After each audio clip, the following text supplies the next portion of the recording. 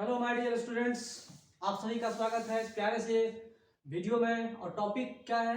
Neutron. Neutron के बारे में थोड़ा समझते हैं। ये न्यूट्रॉन क्या होता है? अब न्यूट्रॉन की डिस्कवरी हो रही है, ठीक है। 1932 में जेम्स चैडविक के द्वारा न्यूट्रॉन का डिस्कवरी हुआ था, 1932 में, ठीक है। उन्होंने कैसे खोजा था वो मैं आपको बता रहा हूँ, ठीक है। उन्होंने क्या किया था कि अल्फा पार्टिकल्स जो हीलियम के न्यूक्लियाई हैं उनसे बमबार्ड करवाया था इनके ऊपर। ये अल्फा पार्टिकल्स हैं, इनको क्या किया? बेरिलियम के न्यूक्लियाई पे बमबार्ड किया। मतलब अल्फा पार्टिकल्स बमबार्ड हो रहे हैं कहां पे? इस पे, ठीक है। किस पे भाई? तो जो न्यूक्लियस है बेरिलियम का, उस पे। तो बेरिलियम के न्यूक्लियस पे स्ट्राइक करने के बाद जो आ रहा है उससे निकल के आ रहा है। ये जो न्यूक्लियर रिएक्शन हो रहा है इससे क्या निकल के आ रहा है? इससे एक रेडिएशन निकल रहा है। इससे क्या निकल रहा है? न्यूट्रल रेडिएशन, जो उस समय उन्होंने खोजा था। न्यूट्रल रेडिएशन जो उस समय में अभी इनको पता भी नहीं है, ठीक है। ये न्यूट्रल रेडिएशन है। अभी जेम्स चैडविक को ये चीज पता भी नहीं है। देखिए कैसे खोज रहे हैं। वाला पार्टिकल्स ने स्ट्राइक किया बेरिलियम पे, बेरिलियम न्यूक्लियस पे स्ट्राइक करने के बाद जो न्यूट्रल रेडिएशन आ रहा है, जो न्यूट्रल रेडिएशन आ रहा है, रेडिएशन का मतलब यहाँ पे क्या समझिएगा? यहां पर रेडियो एक्टिविटी में और न्यूक्लियाई में रेडिएशन का मतलब समझिएगा particles as well as energy. Particles as well as energy, ठीक है। इलेक्ट्रोमैग्नेटिक एनर्जी एंड पार्टिकल्स दोनों यहां समझिएगा। तो यहां पे न्यूट्रल रेडिएशन का मतलब ऐसा रेडिएशन जो न्यूट्रल है, जिसमें कोई चार्ज नहीं है, ठीक है। ये न्यूट्रल रेडिएशन में कुछ ना कुछ पार्टिकल्स हैं। आई बात समझ में? इस न्यूट्रल रेडिएशन में कुछ ना कुछ पार्टिकल्स हैं। ये न्यूट्रल पार्टिकल्स हैं, ये हमें समझना है। और देखा गया, ऑब्जर्व किया गया, यही न्यूट्रल रेडिएशन, इसी न्यूट्रल रेडिएशन को जब स्ट्राइक करवाते हैं हीलियम के न्यूक्लियाई पर, हीलियम के एटम पे, हीलियम के न्यूक्लियाई पे, इसके बाद कार्बन का जो एटम है उसके ऊपर, या नहीं तो नाइट्रोजन का एटम है, तो उससे क्या निकल के सामने आता है? उससे निकलता है प्रोटॉन। उससे क्या निकलता है भाई? उससे निकलता है प्रोटॉन। आई बात समझ में? उससे क्या निकलता है? प्रोटॉन निकलता है। तो ये न्यूट्रल रेडिएशन का मतलब क्या होता है वो मैं आपको समझाता हूं। वो उस समय जेम्स चैडविक साहब ने बताया था। ये न्यूट्रल रेडिएशन, इसी न्यूट्रल रेडिएशन को न्यूट्रॉन कहा गया। कैसे कहा गया वो समझिए। जब ये इससे प्रोटॉन निकला, ठीक है, जब इससे प्रोटॉन निकला तो फिर क्या हुआ? तब जो न्यूट्रल रेडिएशन स्ट्राइक किया हीलियम, ये कार्बन नाइट्रोजन के एटम्स के ऊपर, उससे क्या होता है? प्रोटॉन्स निकलते हैं, ठीक है। तो conservation of energy and momentum, energy and momentum के कंजर्वेशन से, एनर्जी एंड लीनियर मोमेंटम के कंजर्वेशन के द्वारा देखा गया ये कि उस समय जो न्यूट्रल रेडिएशन निकलता था उसकी एनर्जी कुछ ज्यादा ही हो रही थी, कुछ ज्यादा ही होनी चाहिए, ठीक है। आ रही बात समझ में?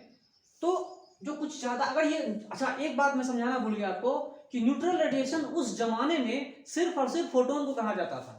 उस जमाने में फोटोन की खोज हो गई थी, 1932 के आसपास में फोटोन का खोज हो गया था। तो न्यूट्रल रेडिएशन को लोग सिर्फ फोटोन समझते थे, ठीक है। तो एनर्जी कंजर्वेशन और लीनियर मोमेंटम कंजर्वेशन के द्वारा देखा गया था कि एनर्जी जो है, ऐसे ऐसे पार्टिकल्स की एनर्जी जो है वो फोटोन के एनर्जी जैसा होना चाहिए, लेकिन उससे कम पाया गया, ठीक है। तो एक प्रॉब्लम खड़ा हो गया। तब प्रॉब्लम खड़ा हो गया, जब प्रॉब्लम ये खड़ा हुआ तो जेम्स चैडविक साहब ने इस प्रॉब्लम को सॉल्व किया। बताया कि ये जो न्यूट्रल रेडिएशन है, ये जो न्यूट्रल रेडिएशन है, इसी को हम लोग न्यूट्रॉन कहते हैं। इसी के बीम को न्यूट्रॉन कहते हैं। ये जो रेडिएशन है, ये रेडिएशन में न्यूट्रॉन्स के पार्टिकल्स हैं। किसके पार्टिकल्स हैं भाई? तो न्यूट्रॉन्स के पार्टिकल्स हैं। यही न्यूट्रॉन अगर स्ट्राइक मारता है, यही न्यूट्रॉन स्ट्राइक करेगा कहां पे? हीलियम के एटम पे, कार्बन के एटम पे, या नाइट्रोजन के एटम पे, तो उससे क्या निकलेगा? प्रोटॉन निकलेगा। इसे ही हम एन को क्या कहते हैं? न्यूट्रॉन कहते हैं। ये न्यूट्रॉन कैसी पार्टिकल है? तो ये न्यूट्रॉन न्यूट्रल पार्टिकल है। मैंने पहले भी बताया, जब इसको खोजा गया था देखा गया था कि ये न्यूट्रल रेडिएशन है, इसकी कोई अपनी चार्ज नहीं है, इसकी कोई अपनी चार्ज नहीं है। Energy conservation and linear momentum conservation से देखा गया इस चीज को कि इसकी जो एनर्जी है वो फोटोन से भी कम है। तो इस प्रॉब्लम को जेम्स चैडविक साहब ने खोजा, अच्छे से बताया, और इतना करने के बाद उन्होंने जो है न्यूट्रॉन के मास तक को बता दिया। That is equal to 1.00866 atomic mass unit, that is equal to 1.6749 10⁻⁻27 kg, इतना उन्होंने बता दिया। ठीक है। अब न्यूट्रॉन की खोज हो गई। न्यूट्रॉन की खोज होने के बाद, इतना ज्यादा कंट्रीब्यूशन होने के बाद 1935 में उनको नोबेल प्राइज मिला हुआ था for the discovery of neutron. तो जेम्स चैडविक साहब ने न्यूट्रॉन का खोज किया था। ठीक है, जेम्स चैडविक साहब ने न्यूट्रॉन का खोज किया था, 1935 में उनको नोबेल प्राइज मिला हुआ था। ठीक है, अब चलते हैं आगे। यहाँ ये न्यूट्रॉन का क्या काम होता है वो देखिए। यहाँ पे जब उन्होंने मास पता किया था, न्यूट्रॉन का मास जब पता किया था, तो ये मास जो है, ये न्यूट्रॉन की मास जो है वो प्रोटॉन के मास से कुछ ही ज्यादा है, कुछ ही ज्यादा है। अप्रोक्सीमेटली दोनों की मास सेम है। मैं इससे पहले वाले वीडियो में बता चुका हूं कि approximately mass of the neutron is equal to mass of proton. दोनों का मास क्या है, अप्रोक्सीमेटली सेम आता है। ठीक है, थोड़ा सा ज्यादा न्यूट्रॉन का मास रहता है। आई बात समझ में? चलिए, ये बात तो मैंने आपको बता दिया। अब समझिए न्यूट्रॉन की कहानी। न्यूट्रॉन में होता क्या है, न्यूट्रॉन कहां रिसाइड करता है वो समझिए। सपोज दैट ये कोई न्यूक्लियस है, suppose that it is nucleus. ये क्या है, न्यूक्लियस है। ये इस न्यूक्लियस में क्या क्या कंटेंट रहते हैं, इस न्यूक्लियस में क्या क्या कंटेंट रहते हैं? इस न्यूक्लियस में प्रोटॉन रहते हैं, चाहे एक प्रोटॉन हो, दो प्रोटॉन हो, तीन प्रोटॉन हो, चार प्रोटॉन हो, प्रोटॉन रहते हैं एंड न्यूट्रॉन भी रहते हैं। ठीक है, प्रोटॉन मतलब पॉजिटिवली चार्ज पार्टिकल, प्रोटॉन मतलब पॉजिटिवली चार्ज पार्टिकल। और ये जो प्रोटॉन है, ये जो प्रोटॉन है, ये प्रोटॉन अंदर में भी स्टेबल होता है। जो न्यूक्लियस में पाए, देखो न्यूक्लियस की दो कंस्टिट्यूएंट पार्टिकल्स, में जो न्यूक्लियस की कंस्टिट्यूएंट पार्टिकल्स हैं, एलिमेंट्री पार्टिकल्स हैं, वो क्या क्या है, प्रोटॉन एंड न्यूट्रॉन्स हैं। दो पार्टिकल्स हैं। तो ये जो प्रोटॉन है ये न्यूक्लियस के अंदर में भी स्टेबल होता है, और अगर बाहर कर दूं मैं, अगर मैं ये प्रोटॉन है प्लस ये जो प्रोटॉन है फ्री कर दूं मैं, अगर ये फ्री प्रोटॉन है तो ये क्या है, अगर ये फ्री प्रोटॉन है तो ये फ्री प्रोटॉन स्टेबल है। ये फ्री प्रोटॉन स्टेबल है, अंदर में भी स्टेबल है, और यहां तो फ्री है नहीं, तो यहां पर क्या है, यहां पर भी स्टेबल है प्रोटॉन। आई बात समझ में? तो समझिए न्यूक्लियस के अंदर में क्या क्या कंटेंट है। प्रोटॉन और neutron are the constituent particles of nucleus. Nucleus के कंस्टिट्यूएंट पार्टिकल्स, दोनों पार्टिकल्स के अंदर रहते हैं। आई बात समझ में? ये दोनों पार्टिकल्स यहां पर रहते हैं। एक ही ऐसा एटम है, एक ही ऐसा एटम है जिसे हम हाइड्रोजन एटम कहते हैं, जिसमें एक भी न्यूट्रॉन नहीं है, जिसमें क्या है, एक भी न्यूट्रॉन नहीं है। आई बात समझ में? और कैसे खोज हुआ था इसका वो मैं आपको बताता हूं। जैसे हाइड्रोजन के 3 आइसोटोप जानते हैं, हाइड्रोजन 1,1, ड्यूटेरियम 1,2 एंड ट्रिटियम 1,3। ये 3 हाइड्रोजन के न्यूक्लियाई हैं। ठीक है,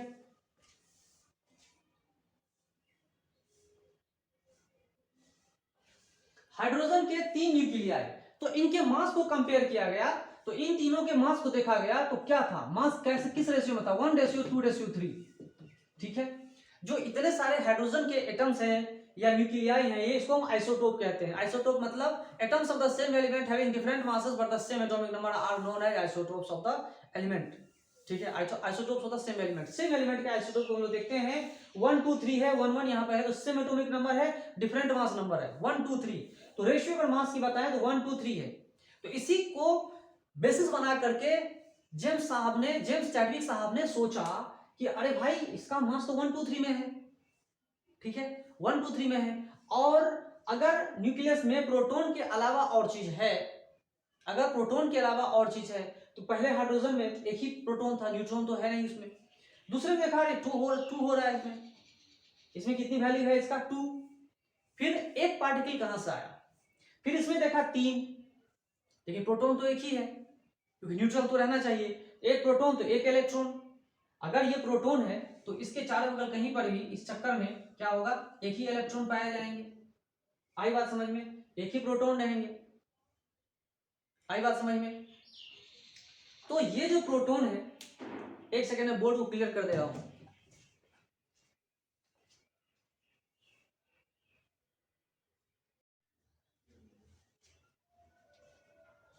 ओके स्टूडेंट्स, तो कहानी कहां से स्टार्ट हुई थी वो समझते हैं। ये जो हाइड्रोजन के 3 न्यूक्लियाई हैं, 3 आइसोटोप हैं, hydrogen atom, deuterium and tritium, ये 3 तरह के आइसोटोप पाए जाते हैं। तो उन्होंने देखा कि इनका मास जो है वो 1:2:3 में है।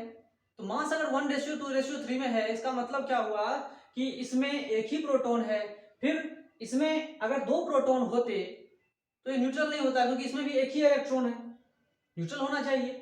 यहां भी अगर 3 हाइड्रोजन एटम, 3 प्रोटॉन होता तो यहाँ भी 3 इलेक्ट्रॉन होता, लेकिन ऐसा नहीं था। इसका मतलब ये हुआ कि न्यूक्लियस में एक न्यूट्रल पार्टिकल है। ये न्यूक्लियस में जो न्यूट्रल पार्टिकल है उसे हम क्या कहेंगे। उन्होंने उसके बाद खोजा, बहुत सारी चीजें बताया कि अल्फा पार्टिकल्स को जब स्ट्राइक करवाएंगे बेरिलियम के न्यूक्लियाई पे तो एक न्यूट्रल रेडिएशन निकलेगा। वो न्यूक्लियर रेडिएशन उसको न्यूट्रॉन पार्टिकल्स कहते हैं, उसे हम कहते हैं न्यूट्रॉन्स, है ना। तो 1:2:3 ये जो डिस्कवर किया, ये जो बताया गया था, फिर इसके बाद सोचा गया कि इस न्यूक्लियस में प्रोटॉन के अलावा न्यूट्रॉन भी है। इसमें तो एक ही प्रोटॉन है, पॉजिटिव चार्ज पार्टिकल, लेकिन ड्यूटेरियम में एक प्रोटॉन के अलावा एक न्यूट्रॉन भी है, एक प्रोटॉन के अलावा एक न्यूट्रॉन भी है। और ट्रिटियम में 2 न्यूट्रॉन है, एक सिंगल प्रोटॉन है। मतलब इन तीनों न्यूक्लियाई में सिंगल एक ही प्रोटॉन है, एक ही प्रोटॉन है, लेकिन न्यूट्रॉन इसमें एक भी नहीं, इसमें एक, इसमें 2। ठीक है, इस तरह से पार्टिकल को खोजा गया था। खोजने के बाद उनको नोबेल प्राइज मिला हुआ था। मैं आपको बता चुका हूं, इनके चारों बगल एक ही इलेक्ट्रॉन चक्कर काट रहा है। ठीक है, आई बात समझ में। तो ये जो मास बताया गया, ठीक है, ये बात बताई गई कि मास के हिसाब से ऐसा हो रहा है।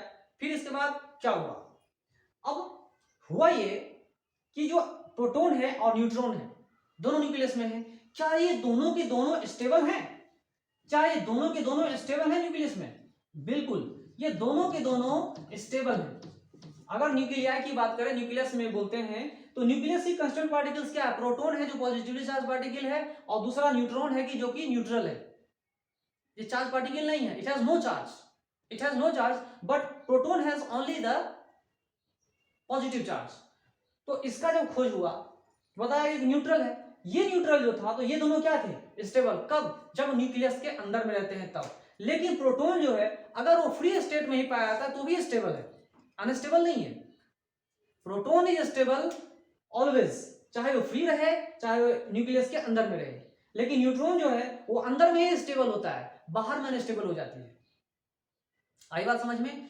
तो जब मास नंबर खोजा गया कि 1 2 3 देखिए वहां, यहाँ पे 1 2 3 का सिंबल बताया गया, मतलब एक प्रोटॉन इसमें, ठीक है, इसमें एक प्रोटॉन होगा नहीं, एक न्यूट्रॉन होगा, और वो एक यूनिट के टाइप में सेम अप्रोक्सीमेटली सेम यूनिट में इसको बताया गया कि न्यूट्रॉन उतना ही न्यूट्रॉन भी एक है। यहाँ पे 2 न्यूट्रॉन थे, उसी टाइप का, उतने ही, मतलब मास टाइप के आप समझ सकते हो। तो अप्रोक्सीमेटली मान लिया गया कि mass of proton is equal to mass of neutron, approximately, exactly नहीं होता है। ठीक है, तो चलिए स्टेबल है, कोई दिक्कत नहीं। लेकिन सवाल यह है कि अगर हम न्यूट्रॉन को बाहर कर दें, फ्री कर दें, अगर मैं न्यूट्रॉन को फ्री कर दूं तो क्या होगा?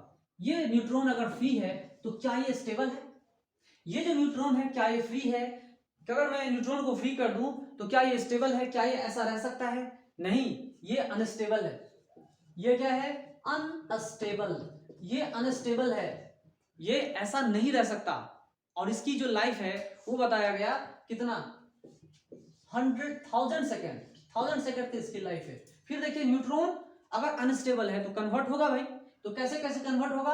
प्रोटॉन में कन्वर्ट होगा। ये न्यूट्रॉन कन्वर्ट हो रहा है कि स्टेबल चीजों में कन्वर्ट हो रहा है, proton, electron plus anti neutrino, anti neutrino, जिसको हम लोग सिंबल से दिखाते हैं ऐसा, है ना। ये क्या है भाई? ये है एंटी न्यूट्रिनो, ठीक है, ये एंटी न्यूट्रिनो है। देखिए यहाँ पे न्यूट्रॉन का कोई चार्ज नहीं, न्यूट्रॉन का चार्ज कितना? न्यूट्रॉन का चार्ज 0। इधर चार्ज कंजर्वेशन लगाते हैं, चार्ज कंजर्वेशन प्रिंसिपल लगाएंगे तो चार्ज इधर 0 तो इधर भी चार्ज 0 होना चाहिए। तो प्रोटॉन का एक पॉजिटिव चार्ज, क्योंकि इलेक्ट्रॉन का नेगेटिव चार्ज है, प्लस माइनस इक्वल टू 0, ठीक है। तो इस तरह से चार्ज कंजर्वेशन लगाते हैं। तो ये एक एलिमेंट्री पार्टिकल एंटी न्यूट्रिनो भी है। तो न्यूट्रॉन कन्वर्ट होता है किसमें? Proton, electron and anti neutrino particles में कन्वर्ट हो जाते हैं, क्योंकि न्यूट्रॉन अनस्टेबल होता है। कौन से कंडीशन में अनस्टेबल होता है न्यूट्रॉन? तो वो जब फ्री स्टेट में रहता है तो क्या होता है? अनस्टेबल रहता है। लेकिन वही न्यूट्रॉन अगर न्यूक्लियस में रहे, वही न्यूट्रॉन अगर न्यूक्लियस के अंदर रहे तो वो स्टेबल रहती है। लेकिन अगर बाहर रहा, फ्री स्टेट में रहा, तो अनस्टेबल हो जाती है। आई बात समझ में। न्यूट्रॉन्स के बारे में मैंने आपको इतना प्रॉपर्टी बता दिया। अब चलते हैं कुछ और चीजें जानते हैं, जैसे साइज ऑफ द न्यूक्लियस, उसके बारे में थोड़ा सा पढ़ेंगे, फिर आगे बढ़ाते हैं टॉपिक को। ओके,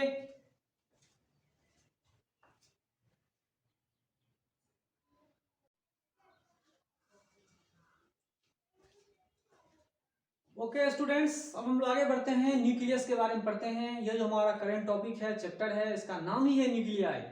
इसका नाम ही है न्यूक्लियाई। और इसमें अगर हम न्यूक्लियस के बारे में नहीं पढ़ेंगे तो बहुत नाइंसाफी होगा, ठीक है, और हमें पाप भी लगेगा। तो इस पाप को हटाने के लिए हम न्यूक्लियस को पढ़ेंगे, ठीक है।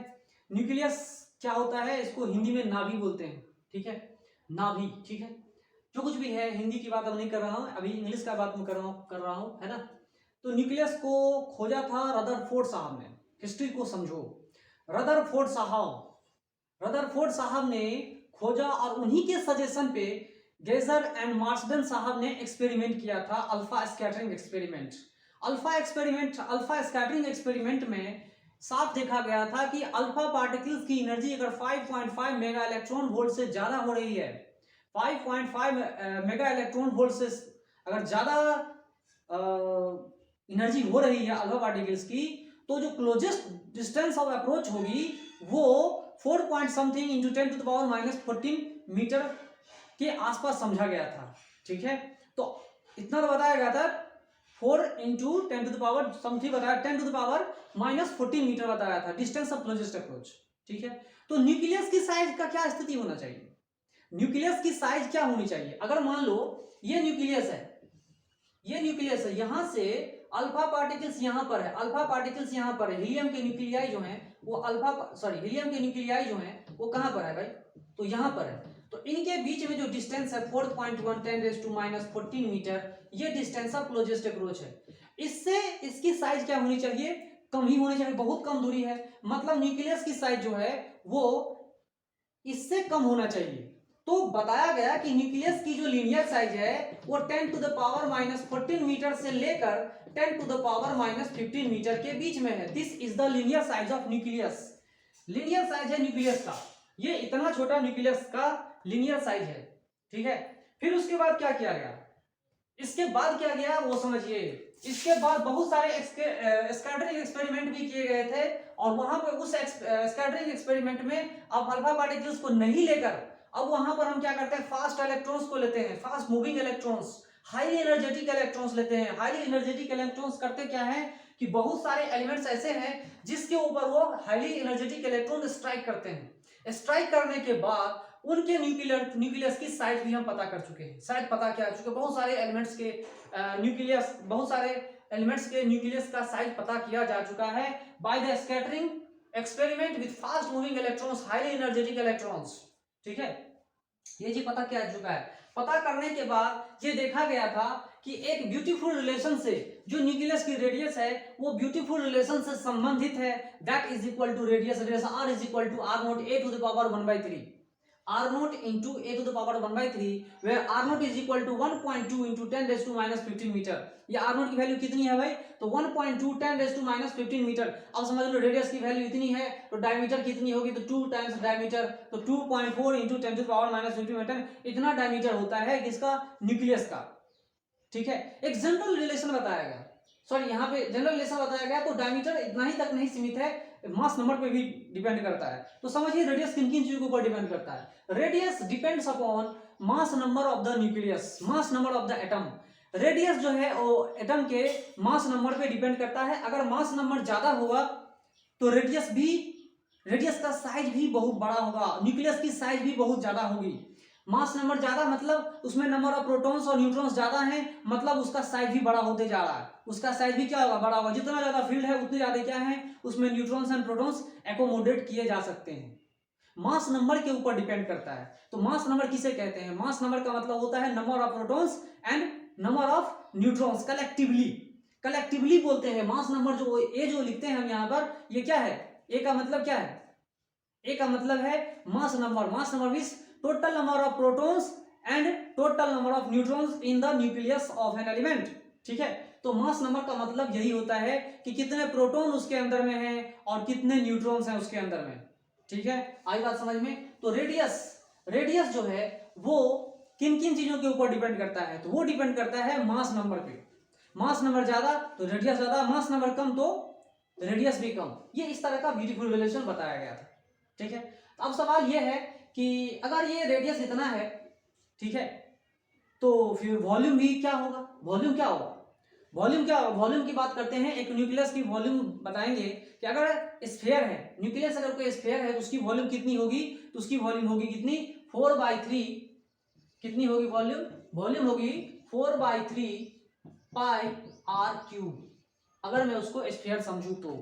ठीक है, तो अब पता करते हैं एक न्यूक्लियस की डेंसिटी, एक न्यूक्लियस की डेंसिटी कितनी होती है। तो सारे एक्सपेरिमेंट से बताए गए कि न्यूक्लियस की जो डेंसिटी होती है बहुत बहुत ज्यादा होती है, that is equal to 2.3 into 10⁻17 kg पर मीटर, इतना हाई डेंसिटी वाला न्यूक्लियस होता है।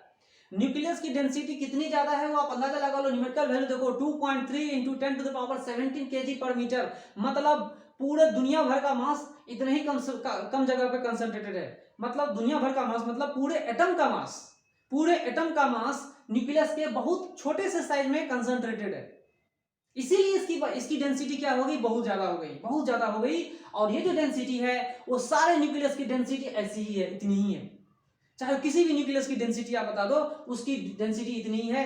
और हर एक न्यूक्लियस का एक ही डेंसिटी आता है, that is equal to 2.3 into 10⁻17 kg पर मीटर। ये डेंसिटी कांस्टेंट है सारे एलिमेंट्स के लिए, this value of density and that is equal to 2.3 into 10⁻17 kg पर metre is constant for all the nuclei. ठीक है, जितने सारे न्यूक्लियाई हैं सबके लिए कांस्टेंट वैल्यू है, सबका डेंसिटी सेम है, सारे न्यूक्लियस की डेंसिटी सेम है। मतलब ये हुआ कि अगर मैंने ये रिलेशन बताया था, इसका मतलब ये हुआ कि मास नंबर पर डिपेंड नहीं करता, इसका मतलब ये हुआ कि रेडियस जो है, रेडियस डिपेंड करता है लेकिन डेंसिटी डिपेंड नहीं करता, इसका मतलब यही हुआ। अब एक चीज और समझिए, और एक मैं आपको बताना चाह रहा हूं कि एक न्यूट्रॉन स्टार है ना, अंतरिक्ष में आसमान में एक न्यूट्रॉन स्टार है, तो न्यूट्रॉन स्टार किसे कहते हैं, क्यों कहते हैं उसको न्यूट्रॉन स्टार, पहले समझिए। न्यूट्रॉन स्टार इसलिए उसको कहते हैं क्योंकि वो अपने मास को इतना कंसंट्रेटेड कर चुका है, वो अपने मास को इतना कंडेंस कर चुका है, इतना मास कंडेंस कर चुका है, इतना मास कंडेंस कर चुका है कि उसकी डेंसिटी भी इस न्यूक्लियस के डेंसिटी के बराबर आ रहा है, दोनों की डेंसिटी क्या है, सेम है, इसीलिए उसको न्यूट्रॉन स्टार कहते हैं।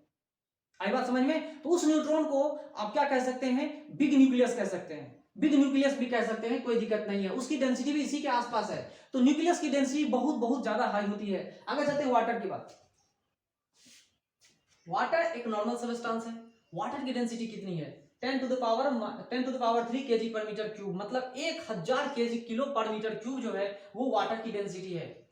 और वो जो डेंसिटी है वो न्यूक्लियस के डेंसिटी से बहुत बहुत कम होती है, बहुत बहुत कम, मतलब न्यूक्लियस की डेंसिटी जो है वो बहुत बहुत ज्यादा हो रहा है, किससे, वाटर की डेंसिटी से। कितना होगा तो कंपेयर भी कर सकते हो, डिवाइड कर दो देख लोगे, 10⁻14, 2.3 इंटू 10⁻14 रेशियो है, इतना ज्यादा डेंसिटी हाई होती है किसकी भाई, तो न्यूक्लियस की। ठीक है, आई बात समझ में, मतलब ये हुआ कि न्यूक्लियस की डेंसिटी हाई है और एटम की डेंसिटी क्या है, एटम की डेंसिटी क्या है, बहुत बहुत कम। तो जितने सारे आप सबस्टेंसेस देख रहे हो संसार में, जितने सारे सबस्टेंसेस देख रहे हो वो एटम से बने हुए हैं, जितने सारे सबस्टेंस एटम से बने हुए हैं वो ज्यादातर उसमें खाली जगह ही रहती है, उसमें क्या होती है, ज्यादातर खाली जगह ही रहती है। ज्यादातर मास कहाँ कंसंट्रेटेड होती है, तो न्यूक्लियस के अंदर में कंसंट्रेटेड होती है, ज्यादातर मास जो होती है वो कहाँ कंसंट्रेटेड होती है, न्यूक्लियस के अंदर में। अगर ये पूरा एटम है, अगर ये पूरा एटम है तो ज्यादातर जगह उसका खाली है, और ये न्यूक्लियस है, अगर ये न्यूक्लियस है तो पूरा का पूरा मास 100% मास कहाँ पे है, न्यूक्लियस के अंदर में है। और इलेक्ट्रॉन्स के मास को अगर आप रिजेक्ट कर दे रहे हो तो, नेग्लेक्ट कर दे रहे हो तो, कंसीडर नहीं कर रहे हो तो, ठीक है। तो ज्यादातर मास न्यूक्लियस में होता है ज्यादातर, और ये जो एटम है, एटम से बना हुआ जितने सारे सबस्टेंसेस हैं सब ज्यादातर क्या होते हैं, खाली ही होते हैं। ठीक है, तो वॉल्यूम हमें बताया। अब देखिए डिसाइड करेंगे, फाइंड करेंगे कैसे, डेंसिटी जो है रेडियस के ऊपर डिपेंड नहीं करता।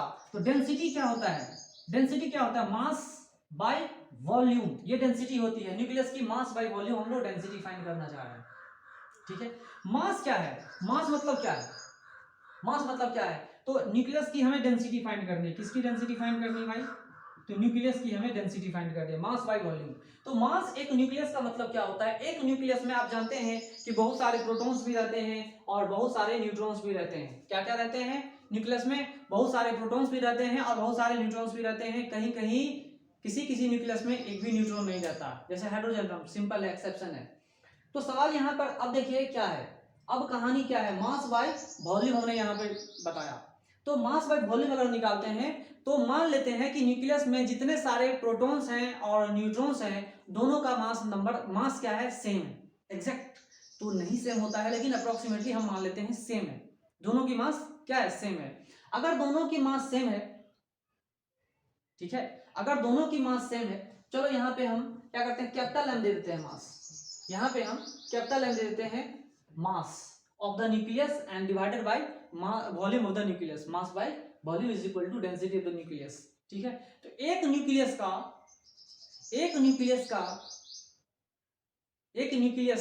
में क्या क्या पाए जाते हैं, न्यूट्रॉन्स भी रहते हैं, प्रोटॉन्स भी रहते हैं। तो एक प्रोटॉन का मास और न्यूट्रॉन का मास इक्वल मान के चलेंगे, अप्रोक्सीमेटली इक्वल मान के चलेंगे। तो मास अगर फाइंड करना चाहेंगे तो मान लो नंबर ऑफ प्रोटॉन n1 है, number of proton n1, number of neutron n2, और दोनों का मास हम मान लेते हैं m इक्वल है, और डिवाइडेड बाय वॉल्यूम इतना लिख देते हैं। डेंसिटी हमें फाइंड करना है, ठीक है, डेंसिटी हमें फाइंड करना है। तो इन दोनों का सम अगर करते हैं तो ये क्या हो जा रहा है, इन दोनों का सम अगर हम करेंगे तो ये क्या हो जा रहा है, मास नंबर। ये क्या बन जा रहा है, मास नंबर। ये हो गया mass number divided by volume 4/3 pi r cube. तो यहाँ पे 4/3 पाई आर क्यूब करेंगे तो ये किसके ऊपर डिपेंड हो जाएगा, 4/3 पाई आर क्यूब, मतलब आर नॉट का क्यूब ले लेते हैं और ए, ठीक है, ए से कैंसिल हो गया। मतलब न्यूक्लियस का डेंसिटी जो है वो ए के ऊपर डिपेंड नहीं होता। किसके ऊपर डिपेंड नहीं होता, मास नंबर पे डिपेंड नहीं होता। सो density of nucleus is independent from the mass number of the atom. Atom का मास नंबर से फ्री रहता है, न्यूक्लियस के मास नंबर से स्वतंत्र होता है। आई बात समझ में। तो सिर्फ और सिर्फ ये जो डेंसिटी है वो एक कांस्टेंट क्वांटिटी है, और जितने सारे न्यूक्लियस हैं सबकी डेंसिटी सेम है। आई बात समझ में। तो ये न्यूक्लियस की मैं साइज बता रहा था, वॉल्यूम, डेंसिटी, इतना सारा चीज मैंने बता दिया। फिर अब हम लोग पढ़ेंगे binding energy. Binding energy per nucleon and binding energy simple, ठीक है, दोनों पढ़ेंगे।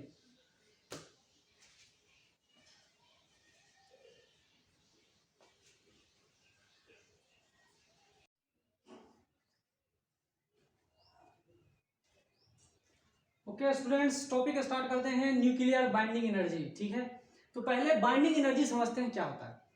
बाइंडिंग एनर्जी क्या होती है वो समझिए, न्यूक्लियर छोड़िए, पहले ये समझिए बाइंडिंग एनर्जी एक्चुअली होती क्या है। बाइंडिंग एनर्जी का मतलब होता है पकड़ के रखने वाला एनर्जी, पकड़ के रखने वाला एनर्जी, छूटे नहीं, बाहर नहीं जाए। बाइंड मतलब क्या होता है, पकड़ के रखना, पकड़ने वाला एनर्जी। तो बाइंडिंग एनर्जी को समझिए क्या होता है पहले, एनर्जी, और ये हम जो बता रहे हैं ये क्या है, binding energy of A system का, एक सिस्टम का बाइंडिंग एनर्जी कितनी है वो देखिए। तो उसको डिफाइन करेंगे, पहले उसे हम क्या करेंगे, डिफाइन करेंगे। वो डिफिनेशन क्या है वो समझिए, energy released, either energy released when system is formed, energy released when system is formed is called binding energy। Binding energy क्या होता है कि कितनी एनर्जी रिलीज हुई है जब सिस्टम फॉर्म हुआ था। तो एनर्जी रिलीज को ही हम क्या कहते हैं, बाइंडिंग एनर्जी कहेंगे जब सिस्टम फॉर्म होगा तो। और जब रिलीज होगी एनर्जी तो ये रिलीज हुआ एनर्जी क्या होता है, निगेटिव वैल्यू देगा, एनर्जी क्या होगी, निगेटिव में आ जाएगा। ठीक है, दूसरा डिफिनेशन समझिए, energy supply to the system to separate it into its constituent particles. Energy supply to a system, दूसरा definition, energy supply to a system to separate its component into different constituent particles. ठीक है, energy supply to the system to separate it into its components, उसके component में तोड़ने के लिए कितनी energy को सप्लाई करना पड़ रहा है, कितनी एनर्जी देना पड़ रहा है, उसे हम क्या कहते हैं, न्यूक्लियर, इनको क्या कहते हैं, बाइंडिंग एनर्जी कहते हैं। इसे ही हम न्यूक्लियर टर्म में यूज करें तो न्यूक्लियर बाइंडिंग एनर्जी हो जाएगा। Energy release when system is formed is called nuclear binding energy. Energy supply to the system to separate it to constituent particles into components is called nuclear binding energy. तो energy जब देना पड़ेगा तो positive, जब लेना पड़ेगा तो जब उसे निकलेगा तो निगेटिव। आई बात समझ में। तो समझिए इस चीज को, मान लो कि ये कोई न्यूक्लियस बना हुआ है, न्यूक्लियस जो है बन रहा है, न्यूक्लियस बन रहा है। तो न्यूक्लियस जो बनेगा, ठीक है, न्यूक्लियस जो बना हुआ है, मान लो किसे हमें तोड़ना है, तो मान लो इसमें प्रोटॉन है, न्यूट्रॉन है, प्रोटॉन है, न्यूट्रॉन है, बहुत सारे हैं। अगर हमें इसे तोड़ना है तो क्या करनी होगी, तो इसको तोड़ने के लिए हम इसके अंदर में कुछ एनर्जी सप्लाई करेंगे। क्या करेंगे हम इसमें, एनर्जी सप्लाई करेंगे, ठीक है, इसमें क्या करेंगे, एनर्जी हम सप्लाई करेंगे। एनर्जी सप्लाई करने के बाद ये टूट जाएगा। कैसे भाई, प्रोटॉन न्यूट्रॉन, तो इस तरह से कितने न्यूट्रॉन से, 3 न्यूट्रॉन 2 प्रोटॉन में कन्वर्ट हो जाएंगे, फ्री हो जाएंगे सबके सब, ये सबके सब फ्री हो जाएंगे। तो कितनी एनर्जी की जरूरत पड़ी हमें इसे तोड़ने में, कंस्टिट्यूएंट पार्टिकल्स में तोड़ने में, उसे हम बोलते हैं binding energy. This is called binding energy. और इसको मान लो न्यूक्लियस है, इसको हम बोलेंगे न्यूक्लियर बाइंडिंग एनर्जी। इसे हम क्या कहेंगे, न्यूक्लियर बाइंडिंग एनर्जी। यहाँ एनर्जी लिख दिया हमने, तो इतनी एनर्जी हमें सप्लाई करनी होगी, इसमें सप्लाई करनी होगी कि इस पे टूट जाए। आई बात समझ में। दूसरा चीज समझिए, मैं क्या बोल रहा हूँ, दूसरा चीज समझिए। अब एनर्जी तो सप्लाई कर दिया तोड़ने में, सारी एनर्जी हम लगा के तोड़ने में, अब जोड़ने में कितनी एनर्जी हो रहा है खपत, वो देखिए। मान लो यही सब फ्री है, मान लो एक प्रोटॉन फ्री है, एक न्यूट्रॉन फ्री है, एक प्रोटॉन फ्री है, एक न्यूट्रॉन फ्री है, एक न्यूट्रॉन फ्री है, इस तरह से फ्री स्टेट में है। इनको हमें क्या करना है, इनका यूज करके क्या करना है, एक न्यूक्लियस बनाना है। मान लो इनसे क्या हम बनाएंगे, न्यूक्लियस। कितने प्रोटॉन है भाई, 2 प्रोटॉन है और 3 न्यूट्रॉन है, बन गया न्यूक्लियस। तो न्यूक्लियस जो बना, अब जो न्यूक्लियस बना, तो न्यूक्लियस बनने की वजह से इससे एनर्जी रिलीज हुई, इस सिस्टम से क्या हुआ, एनर्जी भी रिलीज हुई है। क्या हुई है, एनर्जी रिलीज हुई है सिस्टम से, जिसको हम बोलते हैं न्यूक्लियर बाइंडिंग एनर्जी। फिर ये आ रहा है वही चीज, न्यूक्लियर बाइंडिंग एनर्जी। इसको पकड़ने में कितना एनर्जी रिलीज हुआ, उसे हम न्यूक्लियर बाइंडिंग एनर्जी कहते हैं। ठीक है, आई बात समझ में। तो ये सब चीजें मैंने आपको बता दिया, मैं ग्राफ से आपको फोटो देख के मैंने इसको आपको बता दिया, जिससे आपके समझ में आसानी से आ जाए। ठीक है, आगे चलते हैं। तो बाइंडिंग एनर्जी हम कैसे डिफाइन करेंगे, करते हैं, तो ये लिखा हुआ energy binding, nuclear binding energy हम यहाँ लिखेंगे, या बाइंडिंग एनर्जी है sum of the mass of the constituent particles, and this is the total mass of the system. Sum of the mass of all the components of the system, and it is the total mass of the system. C is the speed of light. तो इस तरह के चीज को हम लोग बोलते हैं डेल्टा एम, और डेल्टा एम को बोलते हैं मास डिफेक्ट। इसको हम क्या बोलते हैं, मास डिफेक्ट। ठीक है, इसको समझिए, मास डिफेक्ट। यही मास के डिफेक्ट मतलब ये देखिए कि अगर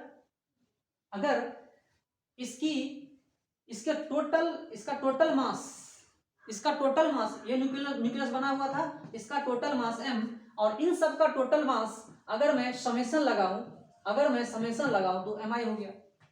ठीक है, mi हो गया, समेशन ऑफ दिस, इसका टोटल मास तो सम कर देंगे इतना एक चीजों का, फिर इसका टोटल मास कितना इस न्यूक्लियस का, कैपिटल है। ठीक है, तो बाइंडिंग एनर्जी का फॉर्मूला क्या होता है, binding energy is equal to mass defect into speed square. ठीक है, ये मास डिफेक्ट कहां से आएगा भाई,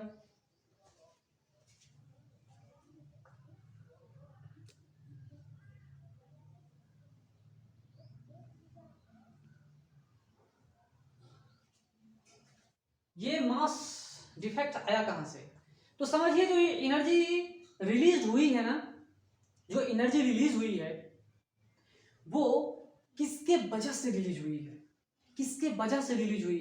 इस मास के वजह से एनर्जी रिलीज हुई है। मास अब एनर्जी में कन्वर्ट हो रहा है, now mass is getting converted in energy. ठंडे के समय में कागज को जलाओगे, कपड़े को जलाओगे, लकड़ी जलाओगे तो गर्मी मिलती है, लकड़ी गायब हो जाती है ना, कुछ राख रह जाते हैं, गायब हो जाती है, उससे क्या होती है, हीट प्रोड्यूस होती है, एनर्जी मिलता है हमें। तो वो क्या है, वो मास से हम एनर्जी में तब्दील कर रहे हैं। Mass is a condensed form of energy. Mass क्या है, एनर्जी का कंडेंस्ड फॉर्म है, उसे हम जब जलाएंगे तो एनर्जी में तब्दील हो जाएगा। तो यही मास डिफेक्ट की बाइंडिंग एनर्जी जो है मास के डिफेक्ट की वजह से होता है, और वो कितना देता है, कुछ एनर्जी प्रोवाइड करवाती है।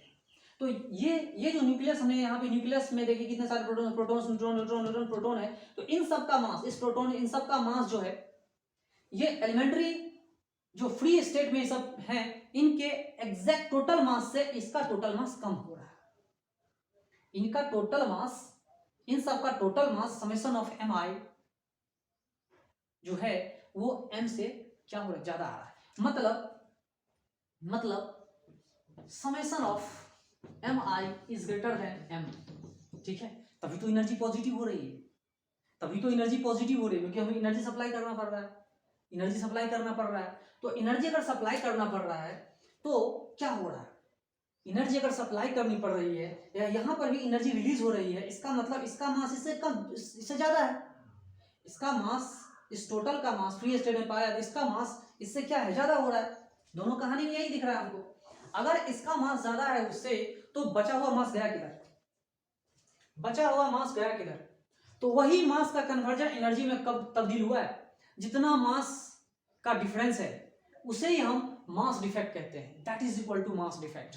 वही मास एनर्जी में तब्दील कर रहा है, वही क्या कर रहा है, एनर्जी में तब्दील कर रहा है, जिसको हम बाइंडिंग एनर्जी कहते हैं। ठीक है, इसे हम क्या कहते हैं, बाइंडिंग एनर्जी।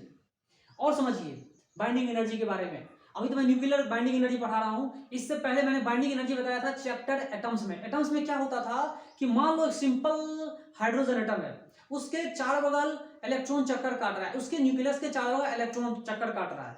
तो जो ग्राउंड स्टेट में इलेक्ट्रॉन है और जो न्यूक्लियस है, इन दोनों को इनफाइनाइट सेपरेशन पे ले जाने के लिए, वाइडली सेपरेटेड करने के लिए, इनफाइनाइट सेपरेशन पे ले जाने के लिए कम से कम कितनी एनर्जी की जरूरत पड़ती थी, कम से कम कितनी एनर्जी की जरूरत पड़ती थी। तो वो जो एनर्जी की जरूरत पड़ती थी, that energy was equal to 13.6 electron volt, 13.6 electron volt. लेकिन यहां पर जो एनर्जी इन्वॉल्व है वो मेगा इलेक्ट्रॉन वोल्ट में इन्वॉल्व है। हाईली एनर्जी यहाँ पे ज्यादा एनर्जी का इन्वॉल्वमेंट है, वहां पे कम एनर्जी का इन्वॉल्वमेंट था। तो बाइंडिंग एनर्जी वहां भी था। कितनी एनर्जी सप्लाई करनी पड़ेगी इलेक्ट्रॉन को न्यूक्लियस से हटाने में। एक हाइड्रोजन एटम की मैं बात करूं, एक हाइड्रोजन एटम से अगर मैं इलेक्ट्रॉन को हटा दूं या न्यूक्लियस को अलग कर दूं तो कम से कम कितनी एनर्जी देनी होगी, तो that least energy is equal to 13.6 electron volt. कम से कम कितनी एनर्जी है, तो 13.6 इलेक्ट्रॉन वोल्ट एनर्जी देनी पड़ती है। लेकिन इन सब जो न्यूक्लियर एनर्जी है, इसमें मेगा इलेक्ट्रॉन वोल्ट का एनर्जी इन्वॉल्व होता है, हाईली एनर्जेटिक रिएक्शंस होते हैं। और इतना एनर्जी अगर है तो इसी एनर्जी का हम लोग यूज भी करते हैं बहुत सारे कामों में। आई बात समझ में? तो चलिए, उस जगह पे भी बाइंडिंग एनर्जी है, उस जगह पे भी बाइंडिंग एनर्जी है। अगर कोई हाइड्रोजन एटम है तो इलेक्ट्रॉन और न्यूक्लियस को वाइडली सेपरेटेड ले जाने के लिए, इनफाइनाइट सेपरेशन ले जाने के लिए कम से कम कितनी दूरी, कितनी एनर्जी देनी होगी, that is equal to 13.6 electron volt. ठीक है, अब अगर वाइडली सेपरेटेड है न्यूक्लियस और इलेक्ट्रॉन तो कम से कम कितनी एनर्जी रिलीज होगा सिस्टम से कि वो इलेक्ट्रॉन न्यूक्लियस के चारों बगल चक्कर काटना शुरू कर दे। तो न्यूक्लियस के चारों बगल चक्कर अगर काटना शुरू कर देगा तो एटम बनेगा, एटम बनेगा तो एनर्जी रिलीज होगी। लेकिन एटम से अगर इलेक्ट्रॉन और न्यूक्लियस को अलग अलग कर रहे हैं तो एनर्जी सप्लाई करनी होगी। चाहे एनर्जी रिलीज हो चाहे एनर्जी सप्लाई करना हो, that energy is called binding energy. और न्यूक्लियर रिएक्शंस में इस तरह की एनर्जी को हम लोग न्यूक्लियर बाइंडिंग एनर्जी कहते हैं। आई बात समझ में? और यहां हमने बताया था कि कंस्टिट्यूएंट पार्टिकल्स का मास जो है, टोटल मास, वो कंडेंस्ड से ज्यादा है। वही इन्हीं के मास का डिफरेंस c के स्क्वायर से मल्टीप्लाई कर देते हैं तो वही एनर्जी बाइंडिंग एनर्जी कहलाती है। वही क्या कहलाती है? बाइंडिंग एनर्जी कहलाती है। बाइंडिंग एनर्जी, और उसके बाद बाइंडिंग एनर्जी पर न्यूक्लियन ही पढ़ेंगे। अगर मैंने इसको एटॉमिक मास से डिवाइड कर दिया तो ये बाइंडिंग एनर्जी पर न्यूक्लियन आ जाएगा। आई बात समझ में? तो चलिए, ये सब चीजें मैं आपको समझाऊंगा अच्छे से, ए टू जेड में, ए टू जेड में सारा चीज मैं आपको डिटेल बताऊंगा कि ये क्या होती है binding energy, nuclear binding energy and nuclear binding energy per nucleon. Okay.